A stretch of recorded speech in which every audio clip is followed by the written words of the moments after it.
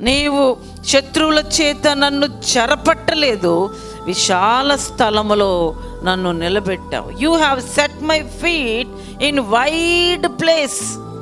మనల్ని అట్లాంటి విశాలమైనటువంటి స్థలాల్లో విస్తరించేటువంటి ఆశీర్వాదాలతో ఉంచుతాడు. ఇక్కడ అదే అంటున్నాడు, అయ్యా నన్ను విశాలమైనటువంటి స్థలంలో నన్ను ఉంచావు. కీర్తనలు 4:1 చూద్దామా? The book of psalm chapter 4:1. నా నీతికి ఆధారమగు దేవా, నేను మొరపెట్టునప్పుడు నాకు ఉత్తరమిమ్ము, ఇరుకులో నాకు విశాలతను కలగజేయవాడవు నీవే.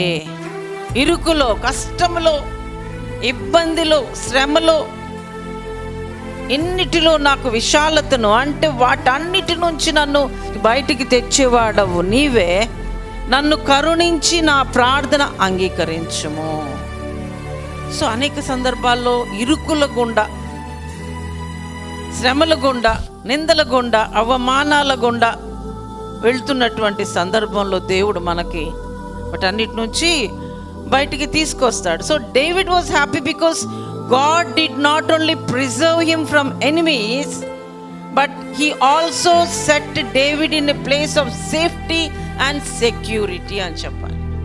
He set him in the place of safety and security.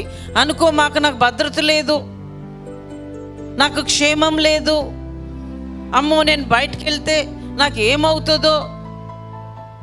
కానీ దేవుని బిడ్డలారా, మన దేవుడు ఎటువంటి వాడు అంటే, ఆయనకి every second he will be thinking about us. ఆయన మనస్సు ఎటువంటిదంటే, విశాలమైన మనస్సు కలిగిన దేవుడు మనల్ని విశాలమైన స్థలంలో ఉంచుతున్నప్పుడు, విశాలమైన ప్రపంచంలో మనల్ని ఉంచినప్పుడు, వైడ్ అండ్ వరల్డ్, విస్తారంగా ఉన్నాయి అన్నీ కావాల్సినవి, ఇలాంటి ప్లేస్లో మనల్ని ఉంచినప్పుడు దేవుడు మనం ఎలా ఉంటున్నామో.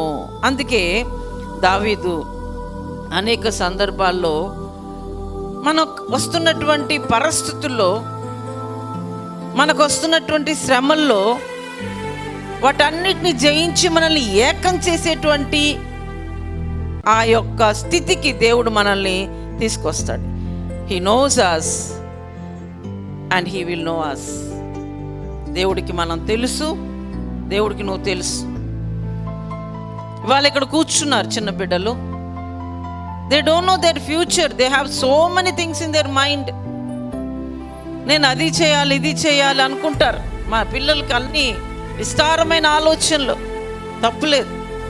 But God is the one who decides your destiny. అది మర్చిపో.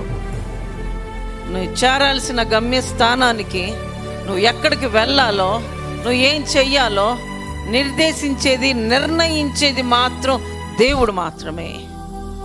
నేను ఏ రోజు అనుకోలే ఇలా వచ్చి ఇంతటి బైబిల్స్ పట్టుకొని ఇంతటి వాక్య బోధలు అనేక ప్రాంతాల్లో సుదీర్ఘమైనటువంటి ప్రదేశాలకు వెళ్ళి చెప్తాననేది నా ఆశ కాదు, ఆలోచన అంతకన్నా కాదు.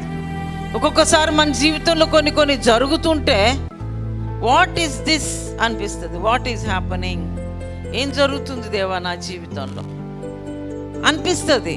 కానీ let you not forget that it is God who is working with you and your mind, despite whether you like or not.